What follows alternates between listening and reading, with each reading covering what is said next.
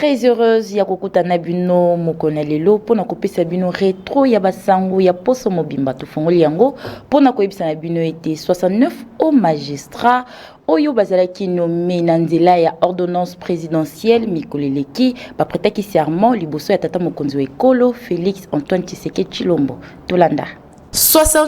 au magistrat ya cour ya cassation ya conseil d'état pe ya parquet généraux oyo baza penza pembeni ya haute juridiction na bango bapretaki serment mokolo ya jeudi 14 septembre 2023 liboso ya tata mokonzi wa ekolo Félix Antoine Tshisekedi Tshilombo. Boyeba ete cérémonie yango esalemaki na ngambo ya palais de la nation. Bosimbak ba magistrat oyo ya etelo ya likolo bazalaki nommé na sanza ya août 2023 oyo bauti kokata ndai liboso ya tata mokonzi wa ekolo ya kotosa constitution pe mibeko ya ekolo Congo démocratique ya ko remplir na sembo nyonso pe na lokumu mosala oyo bapesi bango pe na sima bayebaki bongo ko signer procès verbal ya prestation ya serment pe na yango lokola tata mokonzi wa ekolo Félix Antoine Tshisekedi Tshilombo azali magistrat suprême ayebaki bongo kozwa acte ya serment na bango na sima ya kolongola obligation constitutionnelle oyo bosimba que ba magistrat ya etelo ya likolo babandi mosala na bango mbala moko esengeli boyeba que tata mokonzi wa ekolo Félix Antoine Tshisekedi Tshilombo anomaki premier président 8 présidents pena 20 conseillers ya cour ya cassation 5 premiers avocats généraux ya république pe 8 avocats généraux ya république près ya cour ya cassation 5 présidents pe 9 conseillers ya conseil d'état 5 premiers avocats généraux pe 8 avocats généraux pona parquet près ya conseil d'état na suka ya molongo ya mitindo oyo epesamaki liboso ya bato wuta le 15 août 2023 boyeba ete tata mokonzi wa ekolo ayebaki bongo na kosala misala ya sika na kati ya magistrature pe ba magistrat misusu bazwaki promotion misusu balongolaki bango misusu bazwaki pension pe misusu batikaki mosala boyeba que réaménagement oyo ezali na kati ya mbongwana ya système judiciaire oyo ebandisami epai ya président de la république Félix Antoine Tshisekedi Tshilombo natina ya consolider état de droit na mboka. Nangambo ya parlement congolais totalisaki bino na poso oyo lolenge rentrée parlementaire pour la session ya septembre 2023 et salimaki mokoleleki nangambo ya assemblée nationale bongo plénière yango ezalaki présidé epai ya président ya assemblée nationale Christophe Mboso Kodiompoanga pe ba députés nationaux bazongeli mosala pona eteni oyo ya suka ya mandat na bango bosimba que session oyo ezali budgétaire kasi ekosimba maimatali politiki pambate ekolo ezali kobongama pona kokende na maponami ya décembre 2023. Oyo quelques députés et sénateurs bazangaki malobate ba réagisaki boye tolanda. On vient de rentrer évidemment comme prévu, comme la loi nous autorise, la constitution le dit. Chaque fois les députés sont tenus dans les 3 mois de vacances à aller se plaindre de la situation sur le terrain, de ce qui se passe. Moi comme élu du territoire de Mambasa, spécialement en Ituri, le vrai problème qui demeure dans le territoire de Mambasa, c'est le problème de l'insécurité. Il y a un grand groupe de ZADF Nalu qui ont fait la mutation vers le territoire de Mambasa, en quittant Irumu, en quittant Beni, pour venir maintenant vers Mambasa. C'est là où ils se sont retranchés. Alors ils commettent beaucoup d'exactions sur le terrain. À Ségolier, il y a les problèmes d'exploitation minière, beaucoup de Chinois, évidemment, sur le terrain. À cela s'ajoutent les problèmes de route. Vous connaissez, avec l'insécurité,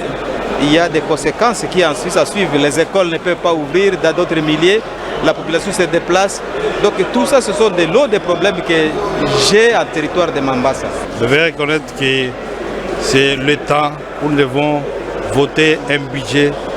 de l'exercice 2024. Et ce budget doit nécessairement répondre aux besoins et à l'intérêt supérieur de la population. Vu que les conditions de nos populations sont en train de se dégrader du jour au jour, nous pensons que cette fois-ci, il faudra qu'on mette un budget de taille et la mobilisation des recettes soit de taille afin que nous puissions répondre réellement aux besoins de la population de notre pays. À promettre biloko ebele mais ngonga eza muke, mais je pense qu'avec un peu de volonté bakoki kokisango. Donc tout dépend du programme et du bureau. Et comme alobi yango na discours, nous sommes convaincus que effectivement bakokisango parce que baza na obligation. Et la dernière session de la législature, donc c'est inévitable. C'est vrai que dans mitu ya batu ebele bazotala élection. Mais au-delà de l'élection, il y a aussi social et Congolais. Je pense qu'au-delà de la matière politique, inscrire, il faudrait que le bureau va revoir dans quelle mesure du possible va intégrer aussi la cause sociale. Parce que la situation sociale et Congolais est au-dessus même de ma réalité politique au bazo sala côté à Parlement. Yambo était ouverture, il y a session en septembre, il y a 2023 et Fungwama Bosimbake, Premier ministre Jean-Michel Sama Lukonde a déposé bongo projet et budget 2024 au Isali évalué à 16 milliards $6 américains. Tolanda. Yambo était session ordinaire il y a Sanza il y a septembre 2023, il y a dernier mandataire, il y a troisième législative, puis il y a troisième république et Fungwama. Premier ministre Jean-Michel Sama Lukonde a kendaki ko déposé projet et budget 2024 évalué à 40 milliards 463 000 francs congolais. Nasuka exercice oyo chef du gouvernement congolais Azamga Kimalubate à Limbola Kiboye. Obligation constitutionnelle, c'est l'article 126, l'année 3, qui demande au gouvernement de la République de déposer le projet de budget plus tard le 15 septembre de l'année qui précède l'année budgétaire qui est présentée. Et dans le cas précis, 3 rendez-vous pris par le gouvernement que je dirige, 15 septembre 2021, 15 septembre 2022 et aujourd'hui 15 septembre 2023. Et rendez-vous rencontrés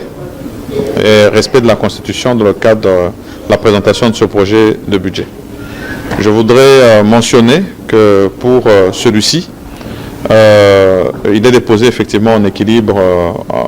à hauteur de 40 463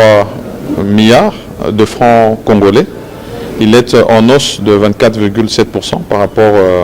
à l'exercice budgétaire 2023, du moins en tout cas au budget promulgué par son Excellence Monsieur le Président de la République, qui lui était à 32 453 milliards de francs congolais. Pays na oitali priorité, Premier ministre Atali Sekike, projet Oyo ya budget et accent particulier na oitali secteur ya défense Oyo ezoko exiger kotia ba moyen mingi. Pays na niveau ya santé, gouvernement elingi kokutana na couverture ya santé universelle na mayele ya sika ya kobota ya ofele pe na basoins médicaux ya ofele ya ba nouveau-né. Premier ministre abakisaki lisusu ke akaboli na ndenge oyo ekoki makoki pona kolandela programme oyo ezali obligation neti gratuité ya enseignement. Nous avons voulu aussi rencontrer cette question de la couverture santé universelle avec cette innovation sur la gratuité de la maternité et puis le suivi post-accouchement. Et donc, nous avons alloué suffisamment de moyens pour poursuivre ce programme qui est aussi une obligation autant comme celle de la gratuité de l'enseignement, une obligation constitutionnelle. Et nous allons poursuivre les réformes et le reste des moyens que nous avons, c'est par rapport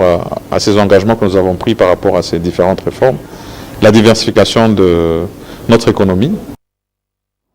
Nanga Moronsusu Totalisa Kibino Lolenge, vice-premier ministre, ministre de l'économie nationale, Lolenge Alonsaki Mikoleleki, mission ya contrôle économique à Wana ville province ya Kinshasa, Tolanda. Patron économie nationale azali déterminé pour lutter contre la pratique illicite dans le secteur naïe. Na cadre Oyonde, Vital Kamerhe a lancé Mikolo Eleki mission ya contrôle économique. Ezali bongo na cadre ya réunion stratégique. Oyo et Salemaki na ba cadre ya direction et inspection ya ministère naïe na secrétaire général ya économie nationale Célestin Tuitz. Boeba été contrôle Oyo et kosala 15 jours ba missionnaire bazali na tâche ya ko s'assurer na respect et pas ya ba opérateur économique na oyo tali réglementation oyo etiamaki na secteur oyo surtout na oyo tali ba prix ya ba produit ba service na ba winzi. Mission oyo ezali ko viser pe arrêt ya ba abus na secteur économique kino suka ya mbula. Bosimba que vice-premier ministre ministre de l'économie nationale a martelé que mission oyo ezali te tracasserie contre ba opérateur économique pambate mécanisme etiami et pas ya secrétaire général pour na ko surveiller musala oyo ekosalema na terrain surtout na oyo etali comportement ya ba inspecteur. Bon noter que Vital Kamerhe Oyo azali vice-premier ministre ministre de l'économie nationale ayebaki bongo na ko benga ba inspecteur na respect ya ba règle déontologique pe na ko s'abstenir na ba axe nyonso ya corruption pambate objectif principal ezali nde protection ya ba droit ya ba consommateur. Nangambo Mosusu, vice-premier ministre, ministre de Défense Jean-Pierre Bemba Gombo, Ayambaki, Mikolo Eleki, envoyé spécial secrétaire général des Nations Unies, Oyo Basolaki Penza na Maimatali, situation sécuritaire ya Est Yamboka. Ba détail.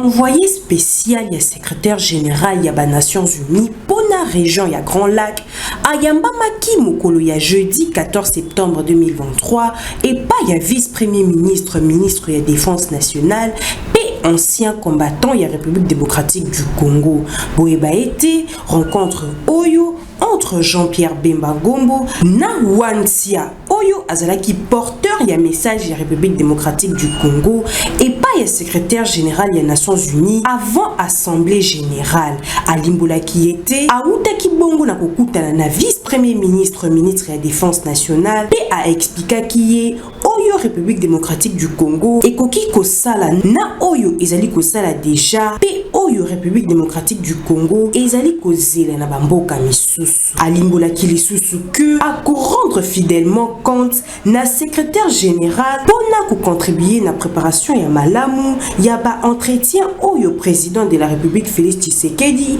a kozala nango na New York en marge na assemblée générale Oyo ezali koya. Bosimba que na o etali situation sécuritaire ya Est ya Mboka envoyé à secrétaire général ya Nations Unies a mis lobby confiant pour la volonté Oyo ba autorité congolaise bazali kolakisa nangambu na ye vice-premier ministre Jean-Pierre Bemba talisa qui était azali ko sentir volonté moko ya makasi ya ba autorité congolaise ya ko sala pona apaisement ya situation sécuritaire pona ko contribuer na solution politique diplomatique ya crise actuelle ya recherche ya solution durable na o Italie ba enjeu ya kimia na ya sécurité. Bosimba lisusu que quartier ya ba M23 Oyo esimbaki succès na ngote Rwantia ayebaki na kozongisa bal na République démocratique du Congo Oyo a ko expliquer na o Italie situation actuelle pe ko trouver solution définitive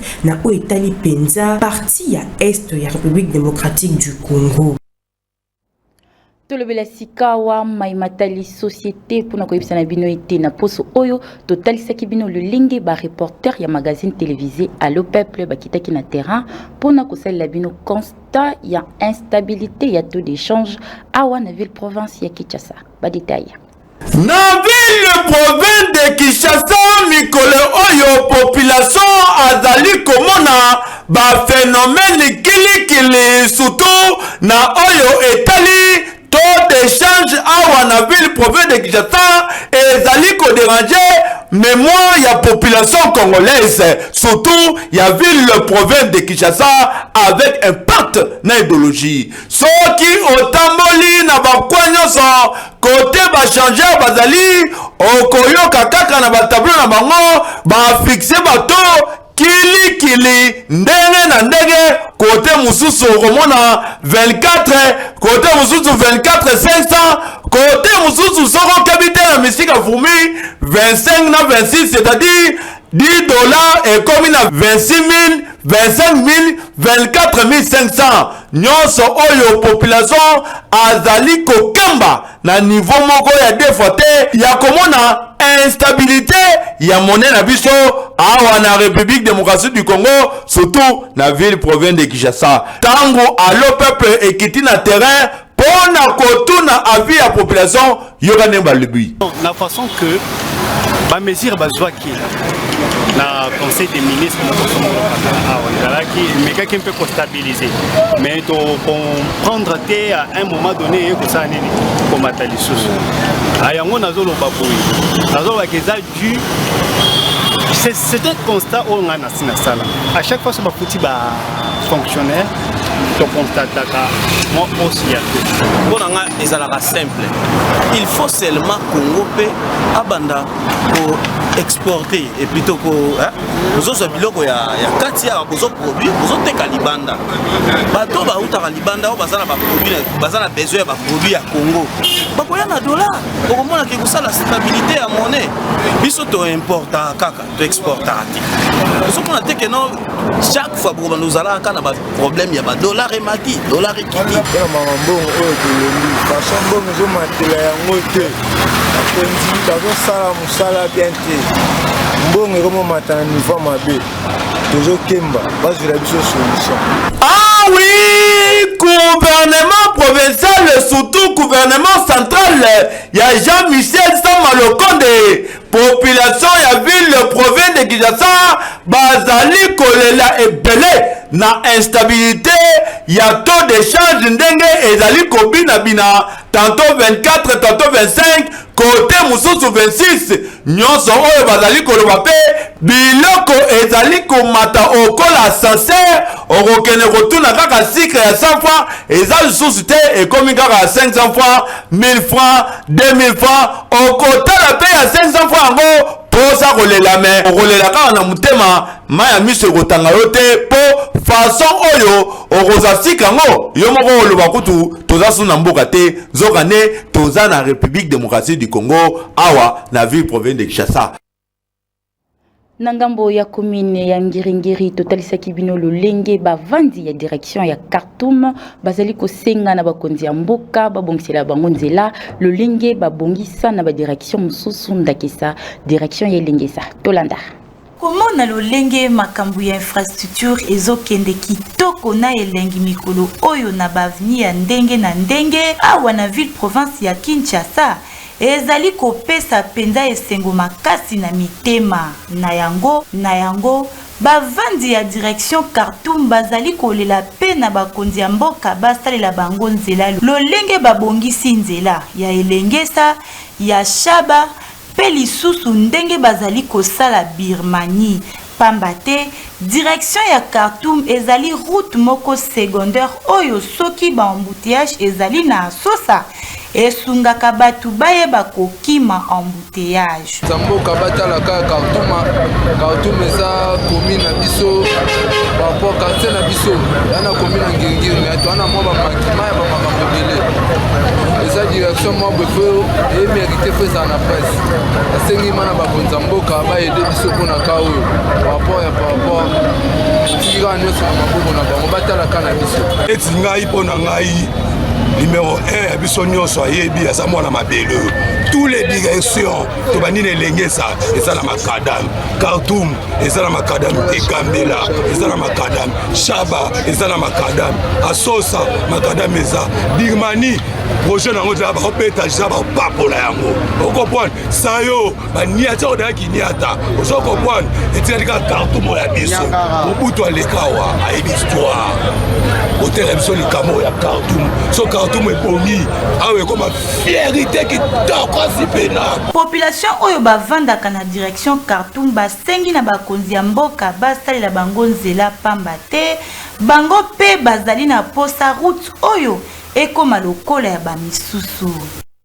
na poso oyo totalisaki bino lisusu lolenge bareporter ya magazine télévisé Allo Peuple bakitaki na terrain mpona kosala bino constat ya mauvais état ya nzela mpe na bosoto na niveau ya rond-point Ngaba. Tolanda.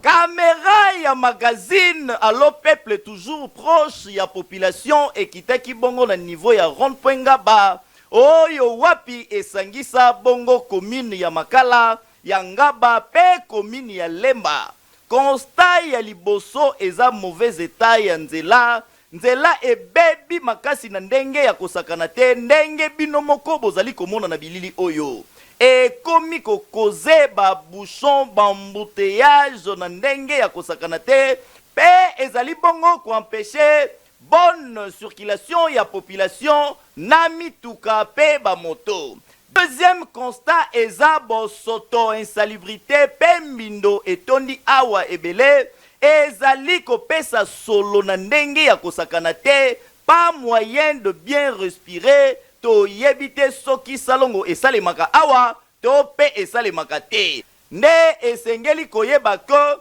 ba situation oyo mibale eza kopesa pasi makasi na baizaje ya nzela pe babitan oyo bavandaka nzinga na mikro ya Allo Peuple boyoka communication atela biso likambo oyo ya rond-point Ngaba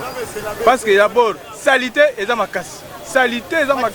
poubelle eza te ata moko te rond-point mobimba poubelle eza te alors biso mabulu il faut pas ko zipa mabulu po to samsam to futaka taxe ticket chaque jour 500. Alors baki ko sala biso bare. Si le place to telemi ba benga biso du matin au soir. To ya lokola miyibi. Mais 500 na biso na to futaka. To mona ka esika ke na te. Ngaba bo feto ezalaka te. Ezaka salité na salité partout. Solo ya banyen banini et comme fulu. Donc il fallait ngobila na batu na e basala ka suivi eza ndete. Bango baebika suivi ezaka ba tracasserie à part tracasserie nde suivi na bango mais pona propriété tala rond-point Ngaba lokola na Kinshasa rond-point Ngaba tala salité lokola awa toko toza na mboka na ba province ya mboka ya kati kuna mais awa boye peza ata yo moko tala na solo awa photo za kana ba kashine photo za la à l'aise difficulté obiso toza na ngwa eza nde ya salité eleki papa salité eleki tala boye eza bien te papa toza na kati ya batu talaka ebela bato tozovanda pembeni na biloko ya salité boye bamama bazoteka mipanzi biloko ya kolia biso tozovivre na salité na yebi te tokoloba towana mboka nini towana commune nini peut-être ata bao bana maluku bazovivre biloko oyo te tosenga bokumesa commune na Lemba asala musala atala na makambo eza rond-point jamais toko vivre na babiloko oyo salité oyo esala ta un mois wana nazebisa bazwaka badodi balongoli muke na butu bayeba bakisi. En tout cas oyo ezali kosenga na les trois bourgmestres ya les trois communes oyo esangisi rond-point Ngaba ko-initier salongo ya fwa ko-initier salongo ya kafu kolongola bosoto oyo pour que population a respirer na ndenge esengeli pe kotala kaya nzela oyo ebebi boye kosala quelque chose pour que population a circuler na kimia nyonso esengeli te na babourgmestre kofanda na bureau esengeli toujours bokitaka terrain kotala problème oyo ezali kodéranger population na bino kosalela bango. Tozali kokoba kaka na basango na biso ya poso oyo pona koyebisa na bino ete na croisement ya avenue Victoire na Ethiopie libulu moko ya somo isalemi oyo ezoe koempêcher bakumbi moto na mituka balika na malamu. Tozali plus précisément na commune ya Kasavubu. Tolanda ndenge bino moko bozali komona na bilili oyo nzela ebumuki na ndenge ya kosakana te lokola mabulu ya carrière ya diamant nde situation yango ezali kopesa pasi makasi na bonne circulation ya population ya Kotoyo pe na mituka eroule malamu na ndenge esengeli. Tozali awa na croisement des avenues Victoire na Ethiopie na commune ya Kasavubu. Tala ndenge bambouteillage ekomi kosalema awa na ndenge ya kosakana te. Selon ba information reçue sur place, nzela oyo e beba depuis 2017 s'il vous plaît. Tina mokolo ya lelo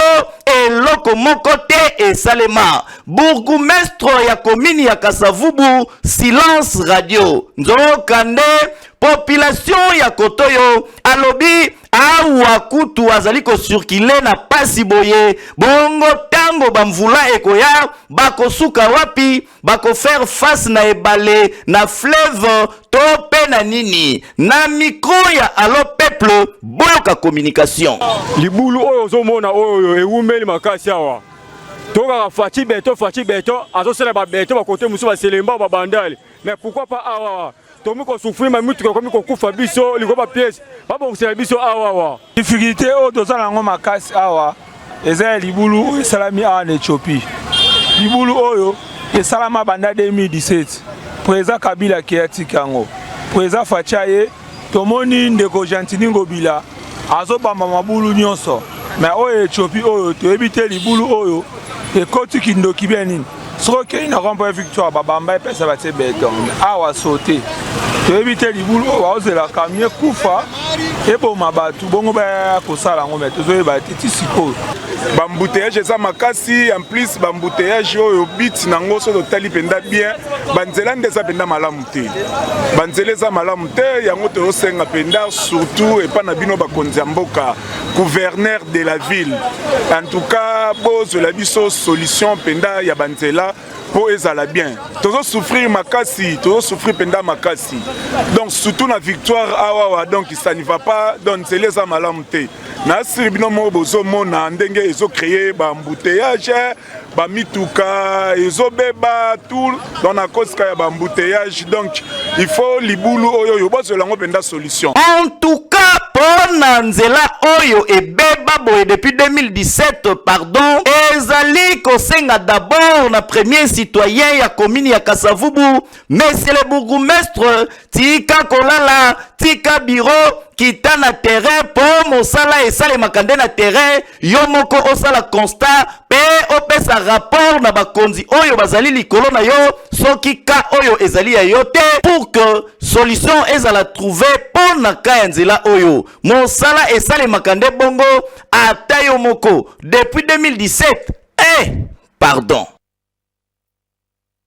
tolongwa na commune ya Kasavubu tokende sikawa na commune ya Kinshasa pona koyebisa na bino ete na poso oyo totalisaki bino lolenge bavandi ya quartier Ngwaka bazali kosenga na bakonzi bakireli bango bakanyevo tolanda commune ya Kinshasa ezali parmi ba commune oyo ezali situé na centre-ville ya ville province ya Kinshasa kasi banzela nango ebele oyo ekoki kosunga ba habitants ya coin oyo pona circulation ezali na eta malamu te ndakisa botala ndeti awa na avenue Kabinda na direction Sonkuru na direction ya Wangata nzela eza penza impraticable botala bino moko ndenge mituka na bato ya moto bazali kolekana na bokebi nyonso pamba te soki basali keba te bakoki kokweya na mai oyo bozali komona na bilili boyeba ete kozi ya eta ya nzela oyo ezali nde bakaniveau boucher mai moyen eleka na malamu eza te yango nyonso ekoma kozonga kaka na balabala nzela oyo eza nzela moko très capital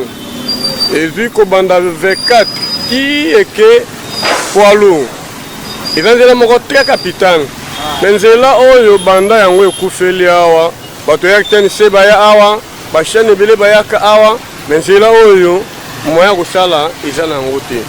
soki kaka basali nzela oyo eza nango esengo ya biso peuple congolais parce que soki toza kotambola na nzela eza malamu eza esengo makasi tozosenga mingi na gouverneur de la ville Gentini Ngobila atala nanu makambo ya banzela oyo na bato babimisaka basalite na nzela babimisaka salite me batikaka yango na nzela soki nzela TSE oyo eza nango malamu batekasi oyo eza batekasi moko kofungola yango ti ekita na baramoto po mai ebanda kosirkule malamu bomoni esika oyo ndenge eza boye bamai nyonso ezowuta bamapango ya bato ezoya awa epuis bacarnivore eza bouché mokonzi ya mboka aza na mposa babongisa nzela na biso oyo ezala propre nzela kutu yango moko te Congo me bato bazosala nzela nde bazosala mabe makasi ngai nazosenga nzambe apiniri bango mpo na nini bazozwa mbongo tozobongisa me bazosala mpenza mosala oyo esengeli kosala te makambo ya bakaniveau bamisi basalite na kaniveau après 2 jours mbula ebete ezongi lisusu sikoyo kaniveau wana kotonda ma wana kosala mpo ebima wapi na prince elinga mai te mai wana ndio mwana esali te toboyele banini nzela ebebi tala nzela oyo bon marché ti uleri nzela eza te kabine nyonso ekufi basengi na bakonzi balukela bango solution pamba te banzela oyo esungaka bango lokola baroute secondaire mpona korejoindre bapériphérie mosusu ya ville province ya Kinshasa.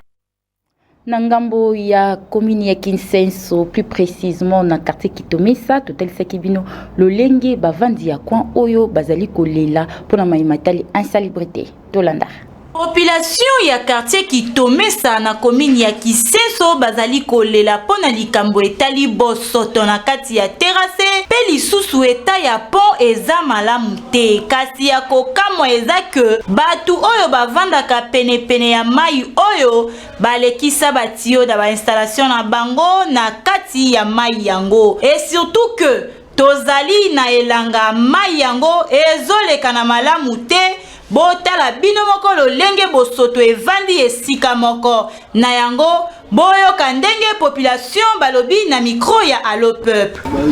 Tozo vivre na souffrance, on a respiré même et comme il y a ce problème la saleté to pekisa ko boka saleté mais ti le bayo kalkate la boka saleté to comprendre te soni avenir comme un problème pour tout baleka parce que solo moko tinda pour quand même pas supporter. Donc tout va vraiment tout va bien te ba malade déjà kili donc bat bazo qui peut que ça caniveau ceux qui peut les lombula et banjo beta boye et ko inondé bando côté la batunanda donc bazo mona ngote faut ba la solution pour la bloco pour des fois que bazo ya ka bazo boire ka bloco bazo ya ba boire ka ba saleté comme ata ba malade déjà ebelé. Vraiment, nous avons beaucoup de difficultés dans le sens que Congolais ont des difficultés, ils ont place ici, ils ont foulouté, les environs battoirs, banda que ça permet de te bloquer au lia par-ci par-là, les parents où c'est place où ils étaient, tant que vous savez, vous avez vraiment des difficultés, vous avez des localités, vous avez un rapport, mais on est l'état de travail. Population bazo senga na bakonzi ya mboka basalela bango pont ya malamu pe to sengi na population terrasse ezali place ya kobwaka bosoto te na bandi boyoki. Na élément oyo nde pesinga nzela na boucler complètement basango ya poso oyo topesi merci na bino bayi bonso bolanda biso ngana bino tokutani na poso oyo ezali koya.